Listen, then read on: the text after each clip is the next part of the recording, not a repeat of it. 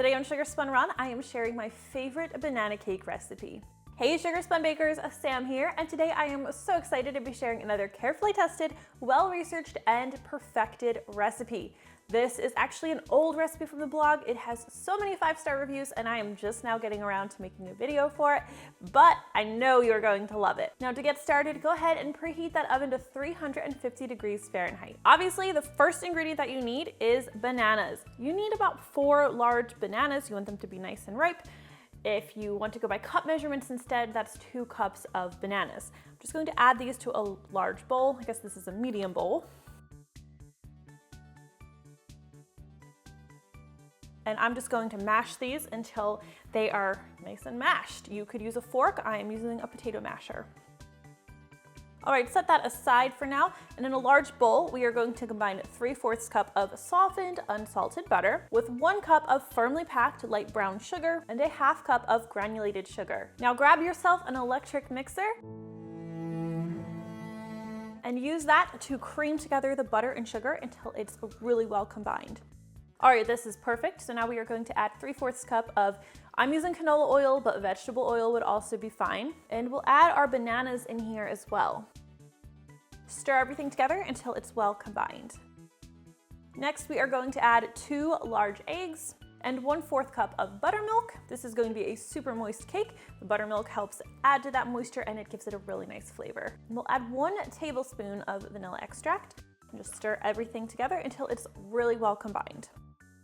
All right, set that aside for now. And in a separate bowl, we are going to combine 2.5 cups of all-purpose flour with a teaspoon of baking soda, a teaspoon of baking powder, and a teaspoon of salt. We'll whisk everything together until it's well combined. And then we'll gradually add this to our banana mixture. Now, you don't want to overmix this cake batter, but I do use my electric mixer on low speed just to make sure everything is completely combined. I do like to take a peek with my spatula, make sure I'm scraping the sides and bottom just in case there are any flour pockets hiding in there anywhere. All right, we're going to be baking today's cake in a 9x13 baking pan. I do recommend spraying this lightly with a little bit of baking spray, and as you can see, anytime you use a baking spray, it should contain flour, or otherwise your baked goods are going to stick.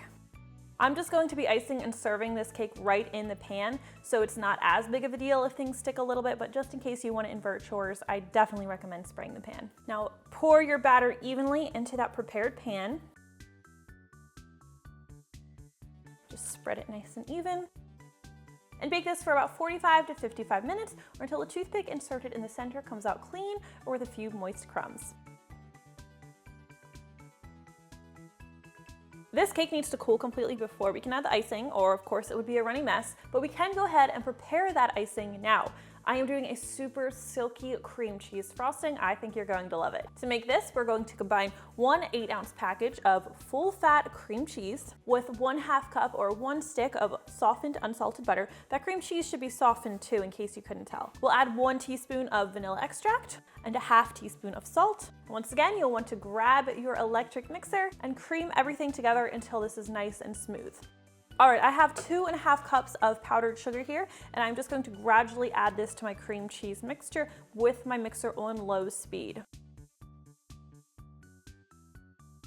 Once I've added all of that sugar and I think it's nicely combined, I always like to pause and use my spatula. Once again, just scrape the sides and bottom of the bowl. All right, we have 1 more ingredient, and that's 1 tablespoon of heavy cream, which I'm just going to add to that frosting. And I'm going to gradually increase my mixer speed to high, and I'm going to beat this for about 30 seconds. This just helps to make that frosting extra light and extra silky. All right, once your cake is cooled completely, we can go ahead and ice our cake. I like to serve this like a snack cake, right in the pan with icing just on top. Just smooth that over with an offset spatula. Now you can probably tell, as I mentioned, this icing is super soft. It's not ideal if you're trying to make a layer cake or if you want to pipe it on anything.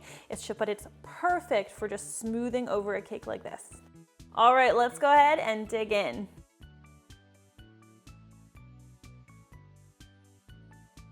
And that is how you make my super moist, super popular banana cake.